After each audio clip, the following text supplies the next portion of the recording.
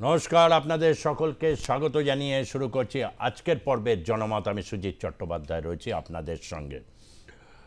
বাংলাদেশে এই মুহূর্তে যে ভারতের যে প্রত্যাঘাতই বলবো এটাকে, তার কারণ যখন সম্পর্কটা অত্যন্ত খুব জটিল অবস্থায় ছিল, যখনও ভারতে এই ধরনের পায়েলগাঁওর মতো ঘটনা পাকিস্তান কর্তৃক জঙ্গিরা ঘটায়নি, তখনও পর্যন্ত কিন্তু যেটা হয়েছিল যে আন্তর্দেশীয় যে সমস্ত বিমানের মাধ্যমে বিভিন্ন দেশে যে পণ্য পরিবহন করত, সেক্ষেত্রে ভারত নিষেধাজ্ঞা বা স্থগিতাদেশ দিয়েছিল। তার কারণ এতে ভারতীয় পণ্য রপ্তানিকারকদের অসুবিধা হচ্ছিল, স্থান সংকুলান করা যাচ্ছিল না। এটাতে বাংলাদেশের উপর প্রভাব পড়লেও অতটা প্রভাব পড়েনি। কিন্তু যখন অপারেশন সিঁদুরের পর পশ্চিম ফ্রন্টে যখন একটা যুদ্ধবিরতি এখন বিরাজ করছে, বিশ্বের বিভিন্ন দেশে কূটনৈতিক তৎপরতা চালাচ্ছে ভারত, যে পাকিস্তান কিভাবে বেসিক্যালি জঙ্গি রপ্তানি করে এই উপমহাদেশকে এক অস্থির এবং অস্থিতিশীল করতে চাইছে, ঠিক সেই সময় ভারতের একটি প্রত্যাঘাত বলা যেতে পারে, সার্জিক্যাল স্ট্রাইক, সেটি হচ্ছে স্থলবন্দর দিয়ে বাংলাদেশের সমস্ত পণ্য, বিশেষভাবে রেডিমেড গার্মেন্টস, প্রক্রিয়াজাত খাদ্য, প্রক্রিয়াজাত ফল এবং ফার্নিচার, এগুলো বাংলাদেশ থেকে ভারতে আমদানি হয়। ভারতের বিভিন্ন রাজ্য এবং বিশেষভাবে সেভেন সিস্টার্স, ডক্টর ইউনূসের খুবই প্রিয় সেভেন সিস্টার্স, সেই সেভেন সিস্টার্সের মধ্যে মেঘালয়, নাগাল্যান্ড, মণিপুর, এইসব জায়গায় প্রক্রিয়াজাত খাদ্য, ফল, এগুলোর ভালো বাজার আছে। এবং তার সাথে হচ্ছে রেডিমেড গার্মেন্টসেরও যে মানে এতটাই ভালো বাজার। বিশেষ করে একটি সংস্থা রয়েছে প্রাণ, তার বিভিন্ন প্রক্রিয়াজাত খাবার বা হচ্ছে ফ্রুট জুস, এগুলো ব্যাপক হারে চলে। তো সেইগুলো এখন স্থলবন্দর দিয়ে আনার ক্ষেত্রে নিষেধাজ্ঞা জারি করেছে ভারত সরকার। এবং আপনারা দেখতে পাচ্ছেন ছবি, ঘোজাডাঙ্গা বন্দর, স্থলবন্দর, বা যেখানে উত্তরবঙ্গে যে চ্যাংড়াবান্ধা এবং হচ্ছে এখানে হচ্ছে পেট্রাপোল, বেনাপোল, সব জায়গায় প্রচুর এরকম ট্রাক এরকম দাঁড়িয়ে আছে। এবং এতে বাংলাদেশের উপর একটা ভালো প্রভাব পড়তে চলেছে, এ ব্যাপারে কোনো সন্দেহ নেই। গার্মেন্টসের ব্যাপারে বাংলাদেশের একটা নাম আছে গোটা পৃথিবীতে, এবং ভারতও এতে ভালো উৎপাদন করে। ফিনিশড গার্মেন্টসের ক্ষেত্রেও ভারত, বিশেষভাবে পশ্চিমবঙ্গে বিভিন্ন জায়গায় সুরাটের কাপড় অনায়াসে ভারতে, এটা বিভিন্ন জায়গায় প্রচলিত। গুজরাটের যে তুলো, সেই তুলো থেকে যে সুতো, তা থেকে উৎপাদিত পণ্য ভারতের যথেষ্ট সমাদর রয়েছে। কিন্তু তৎসত্ত্বেও বাংলাদেশের একটা পণ্যের চাহিদা ছিল। এটার কারণ হচ্ছে একটা জিওগ্রাফিক্যাল প্রক্সিমিটি, ভারতের সাথে বাংলাদেশের গভীর সম্পর্ক, এগুলোই কারণ ছিল। কিন্তু লাগাতার ভারত বিদ্বেষী যে গোষ্ঠী বাংলাদেশে অত্যাধিক তৎপরতা চালিয়েছে বিগত এক বছর ধরে, তাদের আজকে নিঃসন্দেহে বলা যেতে পারে তাদের জয় হয়েছে না পরাজয় হলো, এবার এটার মূল্যায়নের সময় উপস্থিত হয়েছে। তার কারণ এতে বহু লোকের ক্ষতি হবে। বাংলাদেশে এমনিতে গার্মেন্টস ইন্ডাস্ট্রির উপরে একটা মন্দা প্রভাব চলছিল, বহু বাইং হাউস এবং যারা ওখানে কলকারখানা চালাতেন, তাদের অনেকে অবশ্য শেখ হাসিনার আওয়ামী লীগ ঘনিষ্ঠ ছিলেন, তাদের কারখানাতে আগুন লাগিয়ে দেওয়া থেকে শুরু করে বিভিন্ন রকম কাণ্ড ঘটেছে। তৎসত্ত্বেও একটা সেখানকার শ্রমিক যারা রয়েছেন, তাদের একটা বড় অংশ এই শিল্পে নিয়োজিত। এছাড়াও প্রসেসড ফুড বা ফ্রুট যেটা বললাম, এবং তার সাথে কিছু আসবাব যেগুলো হচ্ছে ফার্নিচার, তারও একটা চাহিদা ছিল, বিশেষ করে হচ্ছে উত্তর পূর্ব ভারতে। সেইগুলোর সবকটার উপরে একটা বড় রকম জোরালো ধাক্কা পড়েছে।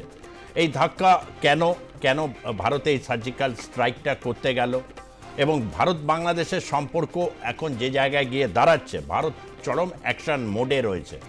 এই ব্যাপারটাকে বাংলাদেশের রাজনৈতিক অস্থিরতা এতে যে আরেকটু বাড়বে, এ ব্যাপারে কোনো সন্দেহ নেই। এমনি রাজনৈতিক অস্থিরতার বিভিন্ন খবর আমাদের কাছে আসছে বিভিন্নভাবে। সেগুলোকে তো তুলে ধরছি আমরা। এই ছবি দেখানোর ক্ষেত্রে আমি প্রথমে একটু শোনাবো হচ্ছে শেখ বসিরউদ্দিন, যিনি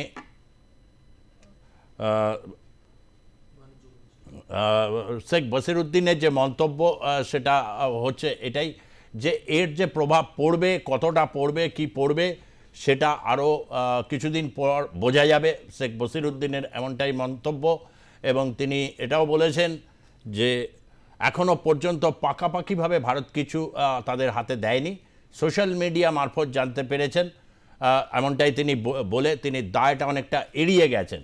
খুব কংক্রিটলি কিছু তিনি যে বলে উঠতে পেরেছেন তাই নয়। কিন্তু ইতিমধ্যে বাংলাদেশের রাজনৈতিক পরিস্থিতি অত্যন্ত সেখানে হয়েছে কে ফ্যাসিবাদের দোসর কারা, এবং হচ্ছে আওয়ামী লীগকে এখন নিষিদ্ধ করার পরও আওয়ামী লীগ জনপ্রিয় হচ্ছে কিনা এই নিয়ে নানা মত শোনা যাচ্ছে। কেউ কেউ বলছে একেবারে গুড়িয়ে দিতে হবে আওয়ামী লীগকে, যাতে তার চিহ্নমাত্র খুঁজে না পাওয়া যায়। কিন্তু গোড়াবেটাকে এই ব্যাপারে সন্দিহান অনেকেই, তাদেরকে গুড়িয়ে দিতে হবে এবং যাতে তারা কোনোভাবে মাথা তুলে না দাঁড়াতে পারে। এই সমস্তগুলো নিয়ে একটা অদ্ভুত ঘোলাটে পরিস্থিতি রয়েছে। তার মধ্যেই তারেক রহমানের একটা হুঁশিয়ারি দিয়েছেন বাংলাদেশে ঘোলাটে পরিস্থিতি না করে অবিলম্বে নির্বাচনের দিন ঘোষণা করতে। বিএনপি প্রথম থেকে নির্বাচনের দিন ঘোষণা করার ক্ষেত্রে তারা স্টিক করে রয়েছে, কিন্তু ভারতও দ্রুত নির্বাচনের বক্তব্য দিয়েছে। আওয়ামী লীগকে নিষিদ্ধ করেও নির্বাচনের দিনক্ষণ ঘোষণা না করাতে স্বাভাবিকভাবে অনেকে হতাশ হচ্ছেন, এবং যত দিন যাচ্ছে বাংলাদেশের রাজনৈতিক পরিস্থিতি যেমন ঘোলাটে হচ্ছে, তার সাথে ভারতের সাথে সম্পর্ক এমন একটা জায়গায় গিয়ে যাচ্ছে, এই যে পণ্যের ক্ষেত্রে বিভিন্ন নিষেধাজ্ঞার কারণে যে দ্বিপাক্ষিক আলোচনার জায়গাটুকু আর থাকছে না। এটা কিন্তু কতটা ভারতের উপর, কারণ আত্মনির্ভর ভারতের প্রশ্নে ভারতবাসী এখন এই ক্ষেত্রে অপারেশন সিঁদুরের পর তারা এককাট্টা অনেকটাই, এবং গোটা ভারতবর্ষের মধ্যে একটা সহমত তৈরি হয়েছে। কিন্তু বাংলাদেশে আওয়ামী লীগকে নিষিদ্ধ করার পরও সেখানে রাজনৈতিক ঘোলাটে অবস্থা চলছে, এবং সেক্ষেত্রে নির্বাচনের জন্য আবারও তারেক রহমানের যে বিবৃতি একটু শোনাবো আপনাদেরকে। আরে বাবারে, তারেক রহমানের বিবৃতি এগুলো সব মানে শোনাবো। সরাসরি আমি চলে যাচ্ছি, জ্যোতি চ্যাটার্জি আছেন আমাদের সঙ্গে প্যানেলে, এবং হচ্ছেন সুকুমার দেবনাথ সাংবাদিক, এবং দীপ্তিমান সেনগুপ্ত রয়েছেন আমাদের সঙ্গে ভার্চুয়ালি। দীপ্তিমান সেনগুপ্ত, দীপ্তিমানবাবু, যে এই পরিস্থিতি যে তৈরি হয়েছে, যে পণ্য বয়কট করতে হলো, কেন করতে হলো? দেখুন, আমি এই আলোচনাতে আসার আগে এর একটা প্রেক্ষাপট আলোচনা করা উচিত যে কেন আসতে হলো। সেটা হচ্ছে বর্তমানে বাংলাদেশকে যারা শাসন করছে বা পরিচালনা করছে বা উপদেশ দিচ্ছেন, তাদের ইম্পর্টেন্ট 17 জন তারা বাংলাদেশের নাগরিকই নয়।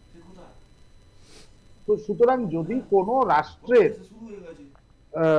যারা প্রশাসক আছেন তারা যদি সেই রাষ্ট্রের নাগরিক যদি না হন, তাহলে স্বাভাবিকভাবে অপর রাষ্ট্রগুলোর মধ্যে, কারণ আমরা তো আমাদের পড়শি পরিবর্তন করতে পারবো না, আমরা আমাদের নীতি পরিবর্তন করতে, তো সেই কারণেই আজকে এই পরিস্থিতি করতে হলো। তার কারণ হচ্ছে বাংলাদেশের নাগরিকের মধ্যে যে ভারত বিদ্বেষিতাটা একটা ভয়ঙ্কর রূপ নিয়েছে, এবং সেটাকে বারংবার করে উস্কে দিচ্ছেন এই ইউনূস। এই নেপালের সঙ্গে যিনি কথা বলেছেন, নেপালের বিষয় নিয়ে যিনি কথা বলেছেন, তিনি কখন বলেছেন? যখন ভারতবর্ষ একটি জটিল অবস্থার মধ্য দিয়ে চলছে। তো এদের মুখ্য উদ্দেশ্যটা ছিল হচ্ছে কাহি পে নিগাহে কাহি পে নিশানা। আজকে প্রশ্নটা এটা আসতে হবে, বাংলাদেশের সাধারণ মানুষের মনে আসতে হবে যে কেন তারা চট্টগ্রাম যেতে পারবেন না, বিনা কারণে কেন, এবং কোন রকম আন্তর্জাতিক না করে, মানে কি বলে, অকশন না করে কেন চট্টগ্রাম বন্দরকে আমেরিকার হাতে তুলে দেওয়া হলো? কেন রোহিঙ্গাদের জন্য সেই প্যাসেজ করতে গিয়ে, যেটাকে হিউম্যান করিডোর বলা হচ্ছে, সেই হিউম্যান করিডোরে তারা একদিকে ওখান থেকে রোহিঙ্গাদের গ্রহণ করছে, কিন্তু এই পাশে ভারতবর্ষে যারা আছে তাদেরকে গ্রহণ করার ক্ষেত্রে তাদের অস্বস্তি হচ্ছে। এই যে বাস্তবতাটা, এই বাস্তব চিত্রটাকে বাংলাদেশের মানুষের কাছে আনা উচিত। কারণ যন্ত্রণাটা যতক্ষণ তাদের একেবারে ভেতরে আঘাত না করবে ততক্ষণ তারা ওই হুজুরের কথা নিয়েই চলবে। একদম বাস্তব এটা বাংলাদেশের চরিত্র। আর এই যে তাদের একটা আমেরিকা প্রেম, এখন বাংলাদেশে অনেকেই বলছেন যে যদি কিছু হয় আমরা বিদেশে চলে যাব। এই ট্রেন্ডটা শুধু বাংলাদেশের নয়, এটা বাংলাদেশ এবং পাকিস্তানের ট্রেন্ড। কারণ এই একটা শ্রেণীকে উস্কে দিয়েছিল এই ব্রিটিশরা, একদম পরিষ্কার বলছি, তারা দেশটা ভাগ করেছিল। তারা বুঝেছিল যে একটা শ্রেণী যারা পড়াশুনো করেনি তাদেরকে আমরা যা বলবো সেটা বিশ্বাস করবে এবং তাদেরকে ধর্মীয় গণ্ডির মধ্যে তাদের আটকে রাখবো, কোনো জ্ঞান গম্যির মধ্যে তাদের আমি আটকে রাখবো। এই যে বাস্তবিকতাটা, এই বাস্তবিকতাটা বিগত যে ৭৬-৭৭ বছরে সেটা এই ডিফারেন্সটা প্রমাণ হয়ে গেছে যে এত জনসংখ্যা বেশি থাকার পরেও ভারতবর্ষ তার গতি নিতে পেরেছে এবং বিশ্বের চতুর্থ আর্থিক শক্তি হিসাবে উঠে এসছে। এবং এই ৩ দিনের যে একটা যুদ্ধ ভাব হলো তাতে সামরিক ক্ষেত্রেও ভারতবর্ষ যথেষ্ট মানে অগ্রণী ভূমিকা পালন করেছে। কিন্তু এই যে দুটো রাষ্ট্র, এই দুটো রাষ্ট্র এখনো ওই ভাত আর রুটিতে পড়ে আছে। তো সুতরাং সেই ক্ষেত্রে ভাত আর রুটি যদি পড়ে থাকে তাহলে তাদের সেটা দিয়েই শিক্ষা দেওয়া উচিত। এবং সেই কারণেই এই সিদ্ধান্ত। তারা এইটুকু পর্যন্ত ভাগ করতে পারছে না যে আমি এই লোকগুলো আমার দেশের নয়। আমি নাম উল্লেখ করে বলছি, প্রধান উপদেষ্টা ইউনূস, উনি ইউএস, জার্মানি, ফ্রান্স, ইতালি এই 4টে রাষ্ট্রের ওনার নাগরিকত্ব, বাংলাদেশের নাগরিকত্ব নেই। পরিবেশ সৈয়দা রিজওয়ানা, উনি হচ্ছেন ইউকের অর্থাৎ ব্রিটেনের। আচ্ছা, প্রধান উপদেষ্টার আন্তর্জাতিক যিনি সহকারী লুৎফর সিদ্দিকী, তিনি সুইজারল্যান্ডের। জাতীয় নিরাপত্তায় আছে খলিলুর রহমান, তিনি ইউএস এর। বিশেষ সহকারী অর্থতে যিনি আছেন আনিসুর রহমান, তিনি অস্ট্রেলিয়া। বিশেষ সহকারী সফিউর রহমান, উনি সুইস নাগরিক, উনি হচ্ছে পররাষ্ট্র দেখেন। বিশেষ সহকারী সড়ক এবং সেতু শেখ মঈনুদ্দিন, উনি ইউএস এর। বিশেষ সহকারী ডাক টেলি তথ্য ফয়েজ আহমেদ, উনি জার্মানি। বিনিয়োগ আসিফ চৌধুরী, উনি ব্রিটেনের। সাংবিধানিক সংস্কার আলী ইলিয়াস, উনি ইউএস এর। নির্বাচন বদিউল আলম, ইউএস এর নাগরিক। গণমাধ্যম সংস্কার কামাল আহমেদ, উনি ইউকের নাগরিক। দুদক মানে দুর্নীতি দমন কমিশন মোস্তাক হোসেন, উনি ইউকে।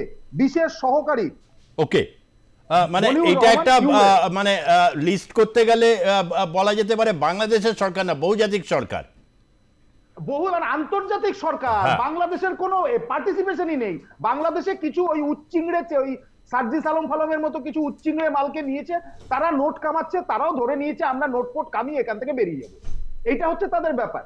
বাংলাদেশের নিজের কোন নাগরিক বলে মানে এখানে কেউ, মানে স্বাভাবিকভাবে এই যে বাংলাদেশের এই যে পরিস্থিতি তাতে। এবং আমি এর সঙ্গে একটা জিনিস আমি আপনাকে ইনক্লুড করছি, আপনারাও নিশ্চয়ই খবর পাচ্ছেন, সেটা হচ্ছে এই লোকগুলোর সঙ্গে আরেকটা মিল পাওয়া যাচ্ছে। সেটা হচ্ছে পাকিস্তানের যিনি বর্তমানে ওদের সেনা প্রধান আছে, তিনি ওই কি বলে ক্রিপ্টোকারেন্সির সঙ্গে যুক্ত আছেন ট্রাম্পের সঙ্গে, ট্রাম্পের পরিবারের। সেখানে ক্রিপ্টোকারেন্সিতে ইনভেস্ট করার মতো একটি কোম্পানি আছে যেটা 60% মালিক হচ্ছে ট্রাম্পের 2 ছেলে। তো বাস্তবতাটা হচ্ছে এরা সম্পূর্ণভাবেই আগেও ব্রিটিশের দালালি করে এসছে, এখন আমেরিকার দালালি করছে। এবং এই জায়গাটাতেই একটা বড় প্রশ্ন, আমি জ্যোতি চ্যাটার্জির কাছে আসার আগে একটা ঘটনা যেটা হচ্ছে, এই ডক্টর ইউনূসকে একসময় মৌলবাদী যারা ছিল, এই হেফাজতি হোক বা হচ্ছে জামাত হোক, উঠতে বসতে গালি দিত। তার কারণ হচ্ছে তিনি সেভাবে ঘোষিত কোনো ধর্ম নিয়ে তার কোনো উচ্চবাচ্য ছিল না, নাস্তিকতার সাথে তার যোগাযোগ, বিদেশেই সবসময় তার থাকা এবং দেশের মাটিতে তার অগন্তি। বলা যেতে পারে বাংলাদেশের এমনি কয়েক পার্সেন্ট মানুষ ছাড়া অধিকাংশ লোকই হচ্ছে একদম দুচক্ষে দেখতে পারতেন না।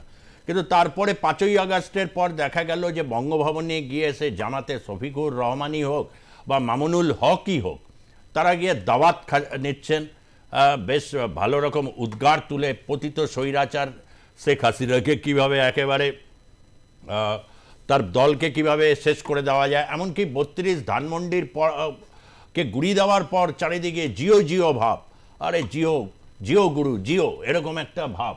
সেই মামুনুল হক ঠিক যেমনটা আপনি বললেন দীপ্তিমান বাবু, যে আমেরিকার কোলে গিয়ে ঢলে পড়ছে, বিদেশি বিভিন্ন শক্তি বা ইউরোপিয়ান ইউনিয়নের কাছে গিয়ে ঢলে পড়ছে, এবং সেটা মামুনুল হক দৃষ্টি এড়ায়নি।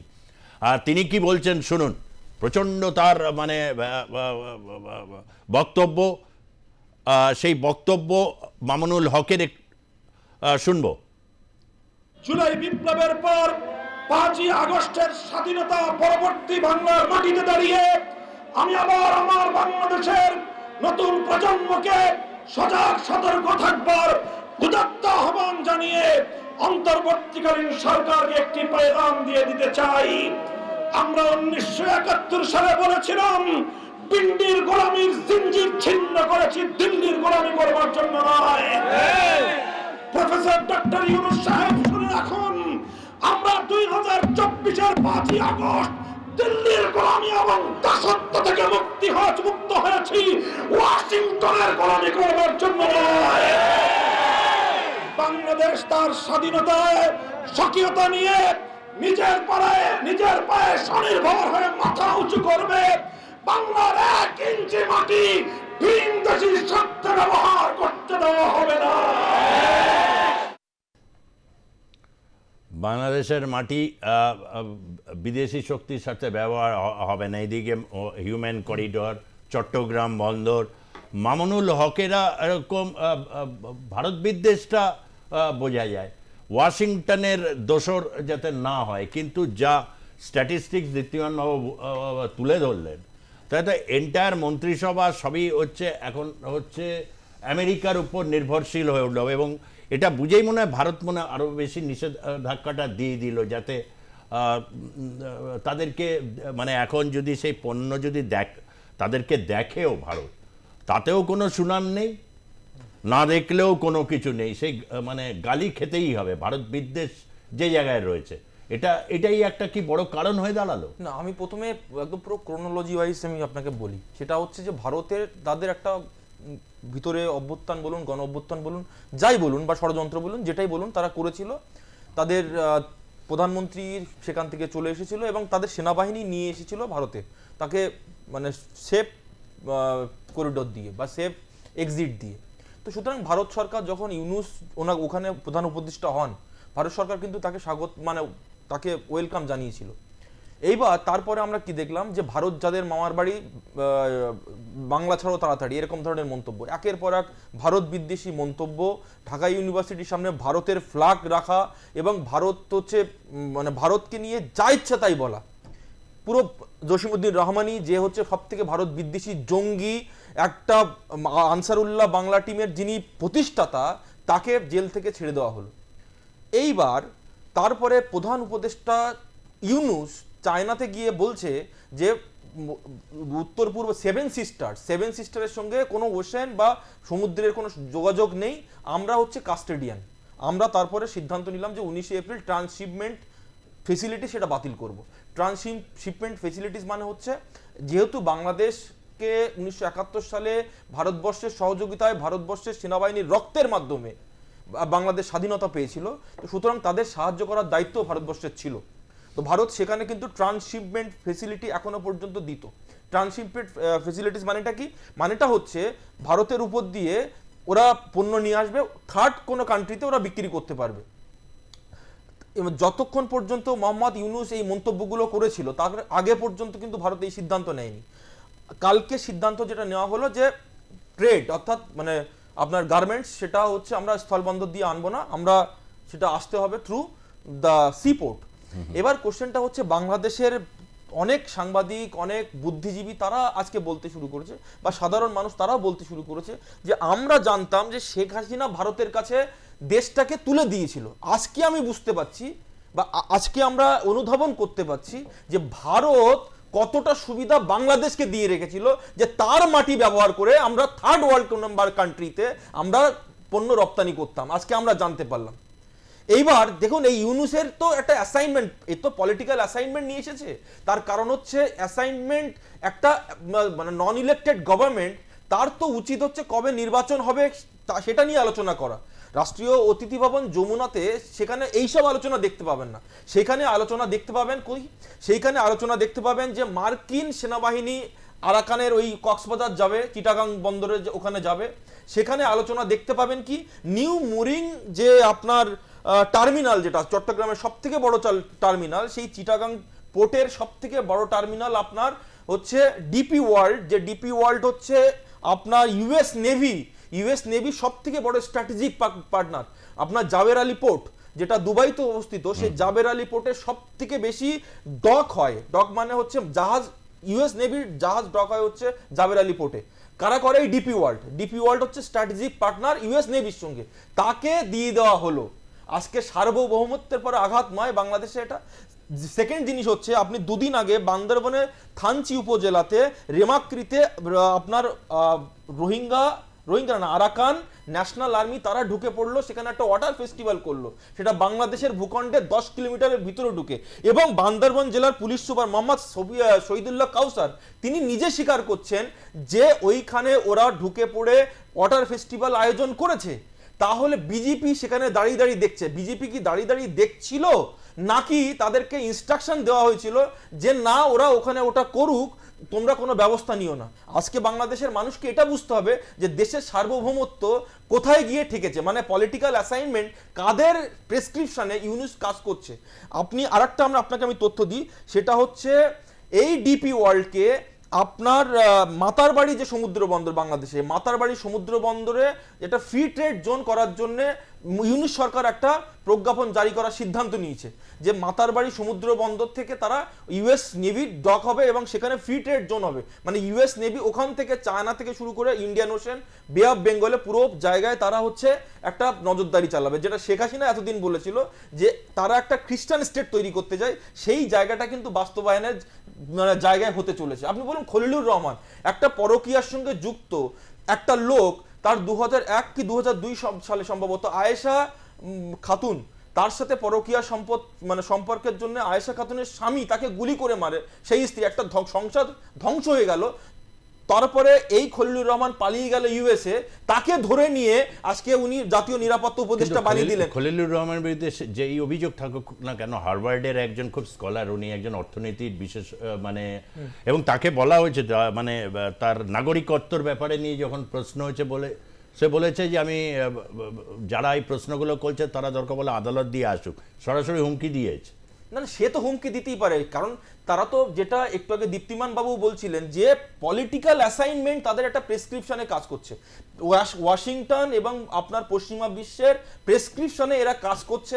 এদের উদ্দেশ্য হচ্ছে কোনো নির্বাচন দেওয়া নয়, এরা এই মামুনুল হক সহ যতগুলো এরকম এলিমেন্টস আছে এদেরকে একটা সুবিধা প্রদান করা, এদেরকে একটা আর্থিক সুবিধা প্রদান করা, এর মাধ্যমে তারা আমেরিকার হাতে বাংলাদেশকে তুলে দেওয়া। এবং বাংলাদেশ আগামী দিনে যেটা হতে যাচ্ছে, রোহিঙ্গা আরাকান সালভেশন আর্মি, আপনার আরাকান আর্মি এবং এদিকে ইউএস নেভি, এবং তার মাঝখানে হচ্ছে বাংলাদেশে একটা জটিল সমীকরণ তৈরি করা।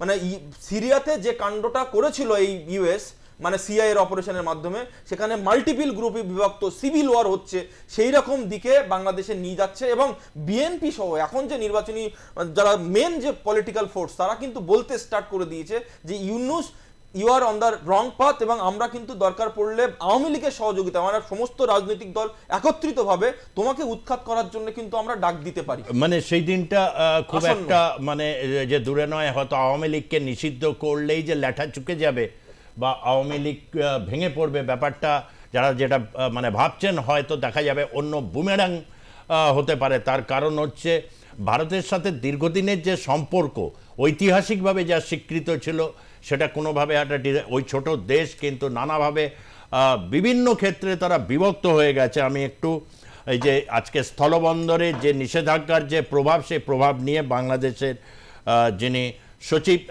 বাণিজ্য সচিব শেখ বসির উদ্দিন তিনি কি বলছেন একটু শুনবো। শেখ বসির উদ্দিন আছে? সোশ্যাল মিডিয়া এবং নিউজ রিপোর্ট থেকে আমরা দেখেছি যে ওনারা কিছু স্থানীয় বন্দরে, ল্যান্ড বন্দরে, স্পেশালি আমাদের আখাউড়া বা ডাউকি সীমান্ত ভিত্তিক কিছু সিদ্ধান্ত ওনারা নিয়েছেন। আমরা ফর্মালি জানার পরে ব্যাপারগুলো নিয়ে পদক্ষেপ নিতে পারবো, বা আমাদের বিশ্লেষণগুলো চলছে, সরকারের বিভিন্ন সংস্থা জিনিসগুলোকে উপলব্ধি করার চেষ্টা করছে এবং তার পরিপ্রেক্ষিতে আমরা আমাদের করণীয় গুলো আমরা নির্দিষ্ট করব। আমাদের এখানে খুব বেশি যে আসবাবপত্র যায় তা না। এক নাম্বার, আমাদের গার্মেন্ট শিল্প একটা বড় পরিমাণ ভারতে যায়, এবং আপনারা নিশ্চয়ই জানেন যে এটা আমরা প্রতিযোগিতার সক্ষমতাই আমাদের রপ্তানিগুলো হয়। সো এটা দুইজনের জন্যই একটা লাভজনক প্রক্রিয়া বিষয়। সো নিশ্চয়ই আমরা মনে করি যে আমাদের যে ভারত নিজেও একটা টেক্সটাইল বা বস্ত্র শিল্পে একটা সমৃদ্ধ দেশ, তারপরেও যখন আমাদের দেশ থেকে এই রপ্তানিগুলো হয়, এটা আমাদের প্রতিযোগিতা সক্ষমতার উপরে ভিত্তি করেই হয়। সো আমরা আশা করি যে উভয় দেশের ভোক্তা এবং উৎপাদনের স্বার্থে এটা চলমান থাকবে। না, ট্রান্সশিপমেন্টের কোনো প্রভাব এই মুহূর্তে আমাদের উপরে নেই। আমাদের নিজস্ব সক্ষমতা ব্যবহার করে আমরা নিজস্বভাবেই এই সমস্যার সমাধান করেছি। আপনার কি মনে হয় যে ভারতীয় ব্যবসায়ীরাও এতে ক্ষতিগ্রস্ত হতে পারে? নিশ্চয়ই, কারণ এটা তো প্রতিযোগিতার সক্ষমতার বিষয়। আর বিভিন্ন সময় আপনারা নিশ্চয়ই দেখেছেন যে আমাদের যেহেতু আমরা ভৌগোলিকভাবে একটা কানেক্টেড দুটো দেশ, সো আমাদের প্রতিযোগিতার সক্ষমতা অবশ্যই আমাদের পরিবহন ব্যয় বা অন্য জিনিস দিয়েও নির্দিষ্ট হয়। তো সেক্ষেত্রে আপনি বসিরউদ্দিনের বক্তব্য শুনে কি মনে হলো এই যে ঘটনাটার কোনো এফেক্ট এই ধরনের যারা আর কি আমলা আর কি যারা নির্বাচনে না জিতে যারা আর কি এরকম আর কি একটা দেশ ওরকম একটা সুজলা সুফলা একটা দেশকে করছে, কোনো এফেক্ট নেই, কিন্তু কোনো এফেক্ট নেই ভারতের এই ইয়েতে এফেক্ট নেই, কেননা তাদের এই পরিস্থিতি 9 মাস উত্তর বাংলাদেশে এখন যে অস্থিরতার এই যে জায়গাটা এই যে তৈরি হয়ে রয়েছে, এই কথা যেটা জ্যোতি বলছিল যে আর খুব একটা নেই, যে আওয়ামী লীগকে নিয়েই বাকিরা এবার ডক্টর ইউনূসকে উৎখাতের আন্দোলনে নামবে, এরকম একটা পরিস্থিতি। আপনিও কি সেরকমটা মনে করেন? প্রথম কথাটা হচ্ছে যে এটা কথা আছে না যে তাবৎ শোকায় মানে তাবৎ শোভয় মূর্খ যাবৎ কিঞ্চিত নভাসতে, গলার ধরে আছে, ততক্ষণই মূর্খরা শোভা পায় যতক্ষণ তারা কোনো কথা না বলে, তখন সে বুদ্ধিমান। দেখুন, যাই বলছে, যখনই যা কিছু বলছে ডক্টর মোহাম্মদ ইউনূস, তারপরেই দেখলেন ভারত একটা করে স্টেপ নিচ্ছে, আর বাংলাদেশের সাধারণ মানুষের যে জনজীবনের প্রত্যাহিক যে প্রয়োজন, সেই জায়গাতে কাটেল হচ্ছে। আমি এদের কথায় মূল্য দিই না। মাহমুদুল হক কত নিজেই ব্যভিচারে লিপ্ত, ধরা পড়েছে নিজের বইয়ের হাতে। আমি এটায় কোনো গুরুত্ব দিই না। আমি ইউনূসকে গুরুত্ব দিই না। ইউনূস তো একটা সময় খ্রিশ্চান হয়ে গিয়েছিলেন, আর ইউনূসের সঙ্গে একটা লোকের খুব মিল আছে, সেটা হচ্ছে জিন্না পাক্কা মুসলমান। সে মুসলিমদের জন্যে জায়গা চাইলে, অথচ তার সুন্নতের দাড়ি ছিল না, সে নামাজ পড়তো না। ইউনূসও কোনো নামাজ পড়ে না, অথচ যারা অত্যন্ত আজকে ভয়ঙ্করভাবে মুসলমান, ইসলাম ইত্যাদি ইত্যাদি বলে পাগল হচ্ছে, তাদের যে নেতৃত্ব দিয়েছে তারা কিন্তু ইসলাম নয়।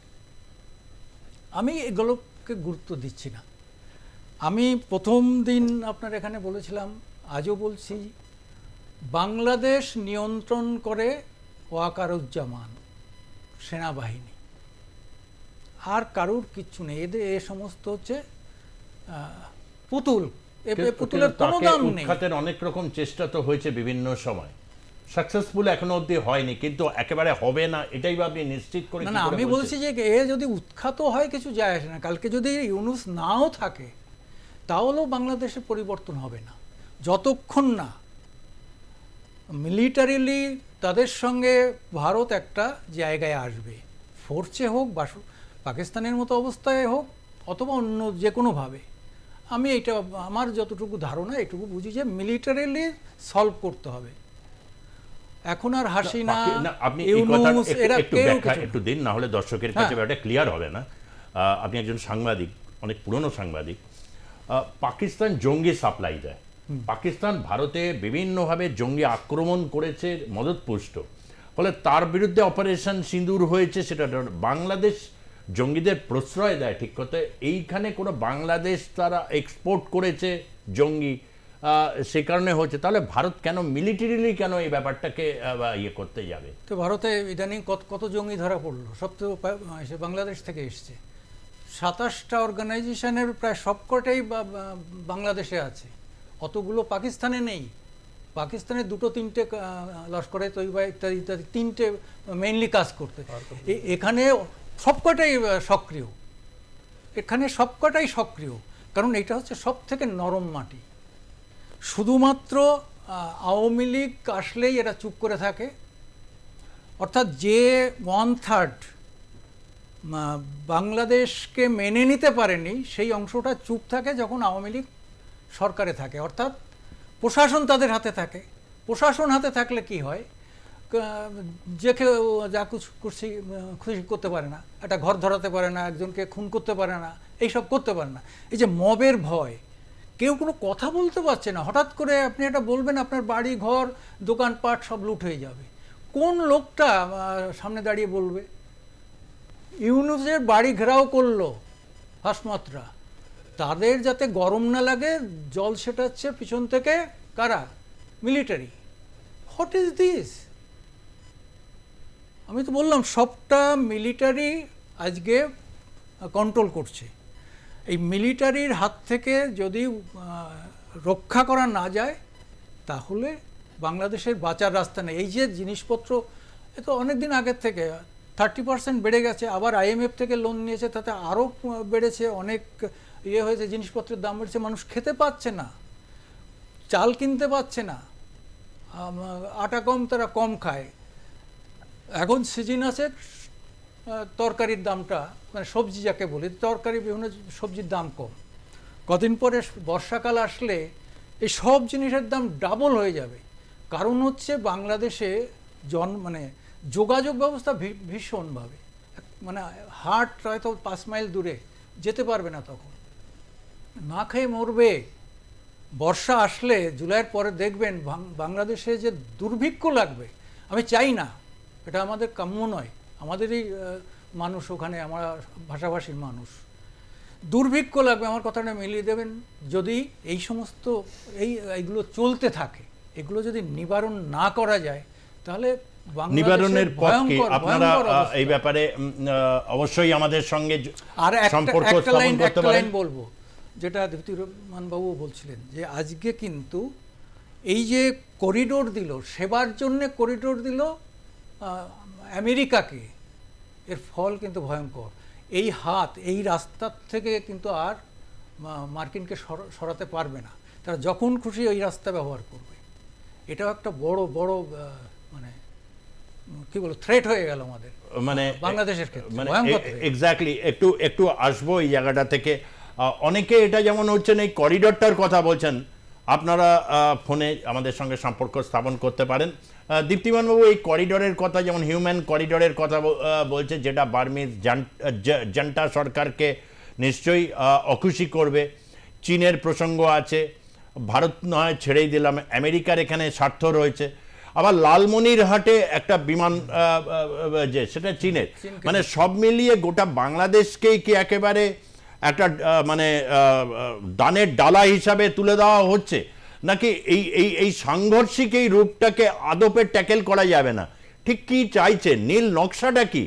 এটা একটা খুব গুরুত্বপূর্ণ, এই জায়গাটা খুবই গুরুত্বপূর্ণ।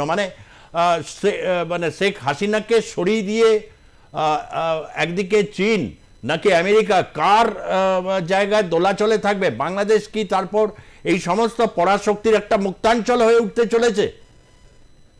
না, বিষয়টা আপনি যেভাবে বললেন সেটার একটা ইতিহাস আছে।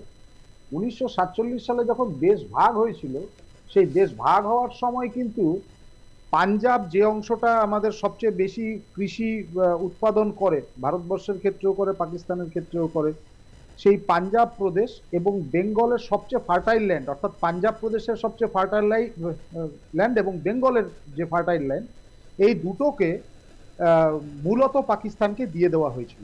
এই দুটো দেওয়ার পেছনে ব্রিটিশরা একটা জিনিস বুঝতে পেরেছিল যে ভারতবর্ষ স্বাধীন হচ্ছে, কিন্তু তারা মানে আমরা এখান থেকে যাচ্ছি ঠিকই, কিন্তু তাদের যেহেতু বিভিন্ন ছোট ছোট সব রাজরাজওয়ারা আছে, এদের মধ্যে আবার গন্ডগোল লাগবে এবং আমরা আবার ফিরে আসবো। কিন্তু স্বাধীনতার পরবর্তীকালে ভারতবর্ষের যে টার্ন মানে যেদিকে টার্ন নিয়েছে এবং বিগত ধরুন প্রায় 3-4 মানে 2 দশকে আমি বলবো 2 থেকে আড়াই দশক এই সময়ের মধ্যে ভারতবর্ষ যেদিকে টার্ন নিয়েছে সেটা হচ্ছে গোটা বিশ্বে যেটা দিয়ে আমেরিকা ব্যবসা করে খেত, বিশেষ করে কম্পিউটার, তারপরে আগ্নেয়াস্ত্র, এগুলোর যে ব্যবসা করে খেত, তারা এইটুকু জায়গায় কনফার্ম হয়ে গেছে যে এখানে যারা মানে মুসলিম সম্প্রদায়ের মধ্যে আছে, আমি আপনাকে একটা উদাহরণ দিয়ে বলি যে আমাদের এখানে সবচেয়ে মানে বেশি মুসলিমওয়ালা দেশ কোনটা আছে? ইন্দোনেশিয়া। সমস্যা নেই, আপনি যান সৌদি, যেখান থেকে ইসলামের শুরু হয়েছিল, সেখানে কোনো সমস্যা নেই। সমস্যাটা হয়েছে পাকিস্তান সৃষ্টি করার মধ্য দিয়ে। এই সমস্যাটা সৃষ্টি করেছে এবং বুঝেছে এগুলো অশিক্ষিত, বর্বর এবং এদেরকে দিয়ে যা খুশি করানো যাবে। সেই ট্রেন্ডটাতেই এদের পাকিস্তান প্রেমটাও এখনো পর্যন্ত চলছে। এই বাস্তবতাটাকে আপনাকে মেনে নিতে হবে। কিন্তু আমি আপনাকে আজকে একটা কথা বলছি, ভারতবর্ষ যে চ্যালেঞ্জটা নিয়েছে সেই চ্যালেঞ্জটা অত্যন্ত ভয়ঙ্কর এবং এটা আপনাকে আমি আজকে গ্যারান্টি দিয়ে আমি বলতে পারি, আমাদের বিশেষ করে আগ্নেয়াস্ত্রের যে ব্যবসা আছে সেটা আমেরিকার হাত থেকে আগামী কয়েক বছরের মধ্যে চলে যাবে। সৌদি একটা জিনিস বুঝতে পেরেছে যে আমাদের যেই তেল দিয়ে যেটা বিশ্বের সঙ্গে যোগাযোগ এবং অর্থের যে জায়গাটা আছে সেটা আগামী হয়তো 1 দশক বা 1.5 দশকের মধ্যে শেষ হবে, কিন্তু ভারতবর্ষ হাইড্রোজেনকে ব্যবহার করে যেটা জ্বালানির উৎস হিসাবে সেই জায়গায় যাচ্ছে। ফলে এই সব যেগুলো জায়গাগুলো আছে এখন এই লড়াইটা কিন্তু আপনি যেটা ভাবছেন যে বাংলাদেশের সঙ্গে লড়াই, পাকিস্তানের সঙ্গে লড়াই, এটা মোটেও তা নয়। ব্রিটিশরা ওই সাদা চামড়ার লোকেরা আমাদের যেভাবে দেখতে চেয়েছিল, আমরা ওদের উল্টো আয়না দেখাচ্ছি যে তোমাদেরও আমরা সেইভাবে দেখছি এবং সেখানে সম্ভাবনাটা বাড়ে কেমন করে। গোটা ইউরোপে এখন অ্যাভারেজ বয়স 50+, যেখানে আমাদের দেশে এখনো 30 থেকে 35 বছর। উন্নত জাপানের এখন মানে অ্যাভারেজ বয়স প্রায় 60+। তো সেক্ষেত্রে আমি আপনাদের বলতে পারি যে শিক্ষিত যে মধ্য বয়সী যে অংশটা, এই অংশটা আমাদের দেশের জন্য তো দূরের কথা, গোটা বিশ্বের কাছে একটি নতুন জায়গা নিয়ে আসছে এবং সেইটাকে কিভাবে ডিস্টার্ব করা যায় সেটা করছে হচ্ছে ওই ইউরোপের দেশগুলো, সাদা চামড়ার দেশগুলো। আর এইখানে কিছু গামবাট মূর্খ, ওদেরকে বলা হয়েছে যে হিন্দুরা তোমাদের শত্রু, এই কথাটা বলে ওদের বোঝানো হচ্ছে এবং এইভাবে ওদের অশিক্ষিত রেখে ওদের একটা ইন্টারেস্টিং দেখুন, ওদের মধ্যে শিক্ষিত লোক যেইটুকু হচ্ছে সবাই কিন্তু বাইরে চলে যাচ্ছে। তারা শিক্ষা নেওয়ার পরে বুঝে যাচ্ছে এইখানে এগুলো সব গামবাট, তারা টুপি টাপা পরিয়ে ওখান থেকে বেরিয়ে যাচ্ছে। তো এই তো হচ্ছে এদের ক্যারেক্টার। তো সুতরাং এই ক্যারেক্টারটাকে খুব টাকা খেয়ে ওই মাঝে মধ্যে 1-8 বিলিয়ন করে টাকা দেবে আর সেই টাকা মানে খেয়ে তারা মানে আনন্দ উৎসব করবে। এই তো এই হচ্ছে বাস্তবতা। সুতরাং আপনি একটা জিনিস আপনাকে নিশ্চিন্ত করে দিচ্ছি, 1 মিনিট, আমি একটা জিনিস আপনাকে নিশ্চিন্ত করে দিচ্ছি, এটা কিন্তু আমাদের ইতিহাসের সঙ্গে একটা লড়াই চলছে। কারণ মোগল শাসনের আমল পর্যন্ত গোটা পৃথিবীর 38% জিডিপি শুধু ভারতবর্ষের ছিল, 38%। ভারতবর্ষ সেই জায়গার দিকে যাচ্ছে, টেকনিক্যালি যাচ্ছে এবং সেইটা এখন অনেকের মাথার ব্যামো হয়ে গেছে। এই গামবাটগুলো কি করছে এটা গুরুত্বপূর্ণ। আমাদের মধ্যে একজন যোগ দিয়েছেন জনমতে নিউটাউন থেকে প্রফুল্ল চন্দ্র। হ্যাঁ বলুন। হ্যাঁ নমস্কার সুজিত বাবু। যারা আজকে আপনাদের চ্যানেলে উপস্থিত আছেন সবাইকে শ্রদ্ধা জানিয়ে মাত্র 2-1টা কথা বলবো, সময় তো খুব কম জানি। আমি প্রফুল্ল চন্দ্র মালঙ্গি নিউটাউন থেকে বলছি। আমি অখণ্ড জনমুক্তি মোর্চার সভাপতি, প্রেসিডেন্ট। আমরা বাংলাদেশ মিশনে গত 20 আগস্ট ডেপুটেশন দিয়েছিলাম যে এই অস্থিরতার চির সমাধান, ভারত বাংলাদেশের যে অস্থিরতা এর চির সমাধানের দাবি নিয়ে আমরা ডেপুটেশনটা দিয়েছিলাম। সেখানে আমরা লিখেছি 1 নম্বর দাবি যে বাংলাদেশকে 2টো রাজ্যে বিভক্ত করে যতদিন না পর্যন্ত এরা ভারত গণপরিষদে যোগ দেবে ততদিন পর্যন্ত এই অস্থিরতার কোনো অবসান হবে না। এটা আমরা সারা পৃথিবীর বিশ্বের কাছে চ্যালেঞ্জ জানিয়েছি। এবং জেনে রাখেন, তাইজুদ্দিন সাহেব একদিন বলেছিলেন যে শ্রীমতী গান্ধীকে, যে আপনি যে আজকে 18,000 সৈন্যের রক্তের বিনিময়ে বাংলাদেশটা দখল করলেন, কিন্তু আপনি যদি ফেডারেল ট্যাক্সারে না ঢুকান ভারতের সাথে, তাহলে আমাদেরই একদিন মরতে হবে, এই দেশ একদিন চরম শত্রু হবে ভারতের। আজকে সেই বাস্তব পরিস্থিতি আমরা লক্ষ্য করেছি। এবং আজকে যদি এই যে এখানে যারা আছেন তার মধ্যে বোধহয় দীপ্তিমান বাবু বলেছেন যে যতদিন না পর্যন্ত ওই বাংলাদেশের সেনাবাহিনীকে কবজা না করা হবে ততদিন পর্যন্ত ওখানে সমস্যা মিটবে না। এবং আপনারা জানেন 93,000 সৈন্য সেদিন 71 সালে আত্মসমর্পণ করেছিল, জল দিয়ে ঢুকিয়ে দেবে যশোর ক্যান্টনমেন্টে, সেই ভয়তে তারা আত্মসমর্পণ করেছিল। আজকে সেনাবাহিনীকে যতদিন পর্যন্ত এই ভারত সরকার কন্ট্রোলে না আনতে পারবে বাংলাদেশের, ততদিন এই মৌলবীরা এই অস্থিরতা আজকে তো দখল করে নিয়েছে আমেরিকা। আপনারাই বলছেন আমেরিকার সমস্ত দলালরা ওখানে শাসন করছে, ইউনিস থেকে আরম্ভ করে 30-40 জন, যে দীপ্তিমান বাবু বললেন বাস্তব কথা। এরকম একটা পরিস্থিতির চিরস্থায়ী একটা সমাধান আমরা চাই অখণ্ড জনমুক্তি তার পক্ষ থেকে। আমি অনেক মিটিং সিটিং করেছি, আরো করব। ধন্যবাদ। আপনার বক্তব্য একটা হচ্ছে যে ভারত ফেডারেশনের মধ্যে যুক্ত হওয়ার বয়স, এবং আপনি যে কথাটা বললেন যে বাংলাদেশের আর্মি সে একটা দিকে একটা ব্যালেন্স করতে পেরেছে। যদি এই ব্যাপারটা একটু যেটা, এবং উনিও তাই বললেন যে এই সেনাবাহিনীকে কন্ট্রোলে নিয়ে এসে ভারত দুটোকে মানে ভাগ করে একটা ফেডারেশন, ভারত ফেডারেশনের মধ্যে অন্তর্ভুক্ত করা। আমি জানি না উনি তাজউদ্দিন আহমেদের কথা বললেন, আমি এই তাজউদ্দিন আহমেদের এরকম কোনো স্টেটমেন্ট আমি তাজউদ্দিনের লেখা বা কোথাও এরকম পড়েছি এইরকম কোনো, যে সুকুমার বাবু আপনি পেয়েছেন কিছু এরকম? সবুর খান বলেছে তখন, যে মুসলিম লীগের প্রধান ছিলেন বাংলাদেশের সবুর খান, মানে সেটা ভারত ভক্তিরা বলেছিল এককালে যে ভারত এটা করলে একদিন তার জবাব পাবে। দুটো পাশাপাশি দুটো শত্রু হলো। হ্যাঁ, কিন্তু এখানে আমি 1 মিনিট একটু নেব। আমরা চাই করি না কেন, বাংলাদেশও আমেরিকার বিরুদ্ধে, ইসরায়েলের বিরুদ্ধে আপনার রাস্তায় নামলো প্যালেস্টাইন নিয়ে, কিন্তু আসল শত্রু কিন্তু খুব লুকিয়ে আছে, সে হচ্ছে চীন। চীন হচ্ছে আসল শত্রু ভারতকে বাংলাদেশ থেকে ছিনিয়ে নেওয়ার জন্য। আর আপনি যদি দেখেন সোশ্যাল মিডিয়াতে সব থেকে বাংলাদেশের লোক চীনের গুণগান করে, চীন এটা করেছে, চীন সেটা করেছে, দিনরাত চীন চীন করে। অথচ সেখানে যে 2 কোটি ইসেকে মেরেছে সেটা কিছু না।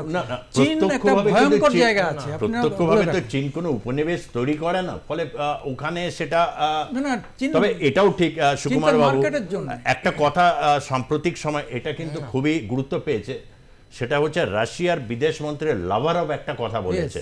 তিনি বলেছেন যে ভারত এবং চীন দুটোই ঐতিহাসিকভাবে এক সুমহান সভ্যতা, কৃত্রিমভাবে যুদ্ধ পরিস্থিতি দেখিয়ে পাশ্চাত্য শক্তির কিন্তু তার লাভ তুলতে চাইছে।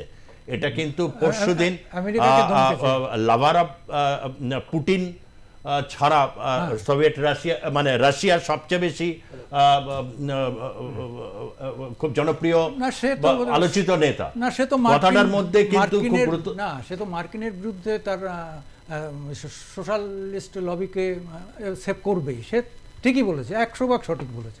সে দিয়েছে মার্কিনকে, কিন্তু সেটার সঙ্গে বাংলাদেশ, চীন, ভারত এই জায়গাটায় মানে এটা অনেকের কাছে গুলিয়ে যাবে, মানে কে আসল শত্রু, চীন না আমেরিকা? ওদের কাছে এটা এখন ভারতের কাছে। এই মুহূর্তে আমেরিকা তো কোনো শত্রু না বাংলাদেশের। না, আমরা মানি বা না মানি, এই বাংলাদেশের যে জিহাদি শক্তি, যাদেরকে আমরা রাস্তায় নেমে ওই কর্মকাণ্ডগুলো বঙ্গবন্ধুর মুক্তিকে আমরা ভাঙতে দেখলাম, এরা ভারত বিদ্বেষী হওয়ার একটাই কারণ যে ভারতে হচ্ছে হিন্দু মেজরিটি দেশ, এর বাইরে আর কিচ্ছু নেই। এবার কেউ যদি দ্বিমত পোষণ করে, আমার কিছু করার নেই, এটা ফ্যাক্ট ইজ ফ্যাক্ট। এবং সব থেকে বড় জিনিস হচ্ছে ভারত যেহেতু হিন্দু মেজরিটি দেশ এবং ভারতের শত্রুতা বা বৈরিতা রয়েছে চায়নার সঙ্গে, সুতরাং চায়না আমাদের বন্ধু। চায়না যদি মুসলমানদের উইগুরে মারে, উইগুর মুসলমানদের, তাহলে তো কোনো সমস্যা নেই। কিন্তু গাজাতে যদি মানে আপনার হামলা হয়, তাহলে সেই March for Palestine, March two Palestine করতে এরা রাজি রয়েছে। তো এটা একটা মানে এটা হচ্ছে সম্পূর্ণভাবে হিন্দু বিরোধিতা, মানে ভারত বিরোধিতা, এবং ভারত মানে টু সাম এক্সটেন্ট হিন্দু বিরোধিতার একটা ফসল।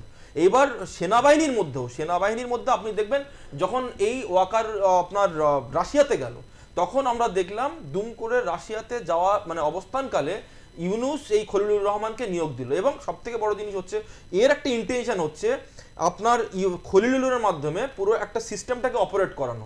আপনি জানেন লেফটেন্যান্ট জেনারেল ফয়জুর রহমান যখন এই ওয়াকার আসে আপনার কঙ্গো থেকে যখন তাকে ল্যান্ড করবে, এটাও শোনা যায় যে তাকে একটা ঘিরে কু করার একটা সম্ভাবনা তৈরি হয়েছিল। পরবর্তীকালে সে শাহজালাল এয়ারপোর্টে না নেমে অন্য তেজগাঁও এয়ারপোর্টে নামে এবং তাকে সেফ এক্সিট দিয়ে নিয়ে যাওয়া হয়। সুতরাং বাংলাদেশ সেনাবাহিনীর ভিতরেও একটা টার্মোয়াইল পরিস্থিতি, যতগুলো ক্যান্টনমেন্ট রয়েছে তার মেজর কিছু রয়েছে আপনার আইএসআই কন্ট্রোলে, মানে তাদের বেসিক্যালি মানে বাংলাদেশপন্থী কেউ নেই, যেটা আছে সেটা হচ্ছে আপনার পাকিস্তান কন্ট্রোল। আর কিছু কিছু আছে যারা হচ্ছে ধরুন মানে নিজের দেশকে ভালোবাসে, তারাই মূলত ভারতপন্থী। যারা বাংলাদেশকে ভালোবাসে তারাই ভারতপন্থী, আর যারা বাংলাদেশকে ভালোবাসে না, যারা ইসলামপন্থী, যারা ওই জসিমউদ্দিন রহমানির আপনার আইডিওলজিকে সমর্থন করে, হেফাজত জামাতের আইডিওলজিকে সমর্থন করে, তারা মূলত হচ্ছে আইএসআই পন্থী। এই যে জায়গাটা তৈরি হয়েছে এটা কিন্তু মানে এটা একটা সমীকরণ। এবার আপনি আপনি একটু আগে বলছিলেন যে লালমনিরহাটে একটা ওরা মানে চায়নাকে দিয়ে ওই এয়ারবেসটাকে আবার নতুন করে পুনরুদ্ধার করার চেষ্টা করছে। এটা নতুন কিছু নেই। আপনি দেখুন এই যে আপনার অপারেশন সিন্দুরের সময় কি হলো, একদিকে চায়নাও কিন্তু মানে পাকিস্তানকে সাপোর্ট করেছে, উল্টো দিকে আমেরিকাও দেখলাম IMF এর লোন দিল। সুতরাং ভারত, যেটা দীপ্তিমান বাবু একটু আগে বলছিলেন যে ভারতকে কোনোভাবেই আপনার উঠতে দেওয়া যাবে না, তার কারণ ভারত যদি ওঠে তাহলে পশ্চিমা বিশ্বের একটা প্রবলেম রয়েছে। প্রবলেমটা সুদূর প্রসারী, সেটা এখানে আলোচনার বিষয় নেই, কিন্তু আমরাও প্রস্তুত। দুদিন আগে আমরাও কিন্তু অপারেশন তিস্তা প্রহার ওখানে করেছি, সেনাবাহিনীর যে আপনার কি বলে ওটাকে এক্সারসাইজ। আমরাও কিন্তু যদি আমাদের সার্বভৌমত্বের পরে কোনো রকম আঘাত আসে, তাহলে মানে যেটা আমরা বলেছি যে any kind of act of war against India will be treated or considered as act of war against India. তো এই যে কনসেপ্টটা, এটা কিন্তু not applicable to Pakistan only, it's যে রাষ্ট্র আমাদের বিরুদ্ধে এই জিনিসটা করার চেষ্টা করবে, সেটা জসিমউদ্দিন রহমানের মাধ্যমে হোক বা যারই মাধ্যমে হোক, সেটা কিন্তু অ্যাক্ট অফ ওয়ার হিসেবে গণ্য হবে। অপারেশন সিন্দুর একটা কমা হয়েছে, ফুল স্টপ কিন্তু এখনো হয়নি। খুবই গুরুত্বপূর্ণ দিক। আমি দীপ্তিমান বাবু, এইটা একটা হ্যাঁ বলুন। এইটা বাংলাদেশে এখন দেখুন একদিকে জসিমউদ্দিন রহমানি এদের কথা বলছে, জামাতের সাথে জাতীয় নাগরিক পার্টির এখন ঝামেলা, তার আগে বিএনপির সাথে ঝামেলা, বিএনপির সাথে আবার এর ঝামেলা। এই এত ঝামেলার কেন্দ্রবিন্দু কি কেউ কোনোভাবে স্থির সিদ্ধান্তে আসতে পারছে না, শুধু একটা পয়েন্টে সবাই এক, সেটা হচ্ছে আওয়ামী লীগের প্রশ্নে। হ্যাঁ হ্যাঁ হ্যাঁ, আমি জাস্ট এই কথাটাই বলছিলাম, এটার পেছনে কারণটাকে আপনাকে বুঝতে হবে। খুব সহজ কারণ, আমাদের যে আমুলের ডাইরেক্টর ছিল কুরিয়ান, আমি আজকে একটা হিসেব দেখছিলাম, তার একটা আমুল কোম্পানির মাধ্যমে প্রায় 40 লক্ষ মানুষের কর্মসংস্থান হয়েছে।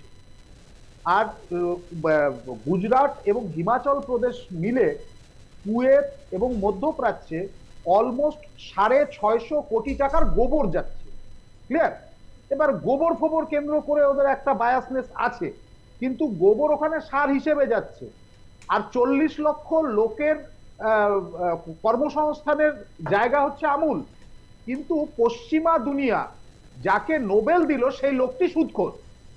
তো পশ্চিমা দুনিয়ার এই যে ক্রিয়েটেড যে একটা জায়গা আছে, এই জায়গাটাকে ভাঙার জন্য একটা অদ্ভুত পরিস্থিতি, পাকিস্তানের দিকে যে বালোচরা আছেন এবং বাংলাদেশে যে আওয়ামী লীগ পন্থী বাঙালিরা আছেন, বাঙালি শব্দটা বালোচ এবং বাঙালি, এই বালোচ এবং বাঙালিদের যে প্রেশারটা সেটা যেন না আসে, এই জন্য পশ্চিমা দুনিয়া এই কাজটি করেছে।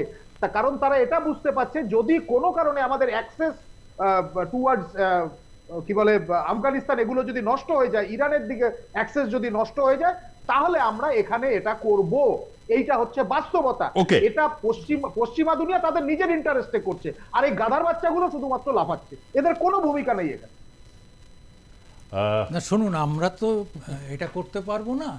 ওখানে যেমন আমরা বলেছি যে সন্ত্রাসীদের উপর আমরা চার্জ করেছি, আমরা মিসাইল চার্জ করেছি, কিন্তু বাংলাদেশে কার বিরুদ্ধে চার্জ করব? বাংলাদেশে তো এইভাবে ভাগ নেই। ওখানে তো জামাতি এখন 30%, হ্যাঁ, বিএনপি 10% এসে ঠেকেছে, বাকি সবটাই হচ্ছে আওয়ামী লীগ।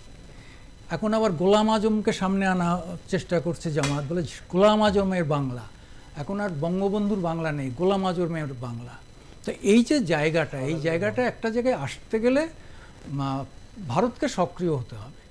ভারতের অবশ্য সক্রিয়তা, ভারত এখন অ্যাকশন মোডে রয়েছে, একের পর এক বিভিন্ন অ্যাকশন জারি করছে। আজকে অপ্রত্যাশিতভাবেই এই ব্যাপারটা, কেন দীর্ঘদিনে একটা দাবি ছিল যে সেখান থেকে বন্ধ করতে হবে, এমনকি মাল যাতায়াতের ক্ষেত্র, যাওয়ার ক্ষেত্রেও এখানে রাজ্য বিজেপির থেকে একদম যখন তুঙ্গে, যখন পাহেলগাঁও মানে কোনো বিষয়ই আসেনি তখনই এই মুভমেন্ট ছিল। কিন্তু অপ্রত্যাশিতভাবে আজকে এই যে নিবন্ধনটা লাগানো হয়েছে, এতে কিন্তু বাংলাদেশে আগামী দিনে বাণিজ্যের উপর একটা বড় প্রভাব পড়তে চলেছে।